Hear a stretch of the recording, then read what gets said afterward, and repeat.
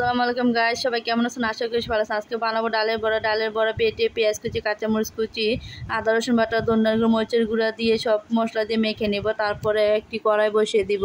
কড়াই বসিয়ে তেল গরম করে নেব। যখন তেলটা গরম হয়ে যাবে এক এক করে ডালের বড়াগুলো দিয়ে দিব। ডালের বড়াগুলো দিয়ে দিতে হবে যাতে একটার সাথে আরেকটা লেগে না যায়। আর দেওয়ার পরে অপেক্ষা করব যাতে ডালের বড়াটা ভালোভাবে সিদ্ধ হয় এবং ব্রাউন কালার হয়।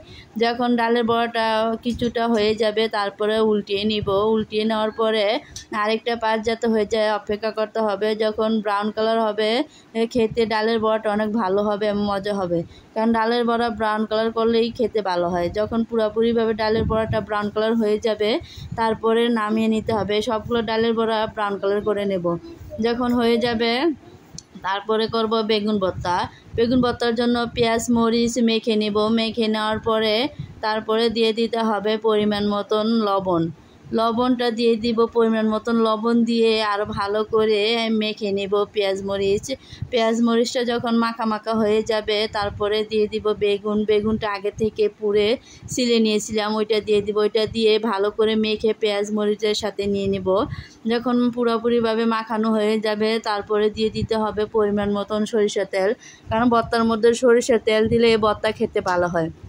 যখন দেওয়া হয়ে যাবে পরিমাণ মতন সরিষার তেল, তারপরে দিয়ে দিব ধনিয়া পাতা দিয়ে আরও ভালো করে মেখে নিব ভর্তাটা।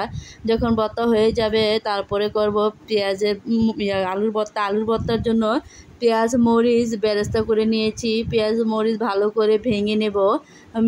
যখন মেখে ভাঙা হয়ে যাবে তারপরে দিয়ে দিব পরিমাণ মতন লবণটা দিয়ে আরও কিছুক্ষণ মেখে নেব। যখন মাখানো হয়ে যাবে দিয়ে দিব আলু আগে থেকে সিদ্ধ করে ছিলে নিয়েছিলাম। তারপরে আলুগুলো দিয়ে মেখে নেওয়ার পরে যাতে আলুর ভর্তাটা সুন্দরভাবে বা ভালোভাবে হয়ে যায় তারপরে মেখে নেব। আলুর ভর্তা ছোটো বড় সবারই প্রিয় এবং পছন্দ। কারা কারা আলুর ভর্তা খান এভাবে আমাকে কমেন্ট করে জানাবেন। তারপরে যখন ভালো করে মাখা হয়ে যাবে আলুর ভর্তা তারপরে দিয়ে দিব ধনিয়া পাতা দিয়ে দিব সরিষার তেল দিয়ে মেখে নেব। যখন আলুর ভর্তাটা হয়ে যাবে তারপরে আমার সব ভর্তাগুলো কমপ্লিট হয়ে গেছে। এখানে ভেন্ডি ভর্তা ছিল, স্কিপ হয়ে গেছে, দেখানো হয়নি। তারপরে কড়াই বসিয়ে পেঁয়াজ ভেজে নেব ব্রাউন কালার করে হালকা। তারপরে দিয়ে দেবো মরিচ শুটকি দিয়ে ভালো করে ভেজে নেব, কারণ মরিচ শুটকি আগে থেকে পাটায় বেটে রেখেছিলাম, কারণ পাটায় বেটে ভর্তা বানালে খেতে অনেক ভালো হয়। তারপরে দিয়ে পরিমাণ মতন পানি দিয়ে ভালো করে শুটকির ভর্তাটা কষিয়ে নিব যাতে শুটকির গন্ধটা চলে যায়। তারপরে যখন মাখা মাখা হয়ে যাবে দিয়ে দিব ধনিয়া পাতা দিয়ে আরও ভালো করে ভর্তাটা মিশিয়ে নিব, কারণ ভর্তার মধ্যে ধনিয়া পাতা দিলে শুটকির ভর্তার মধ্যে অনেক ভালো হয়।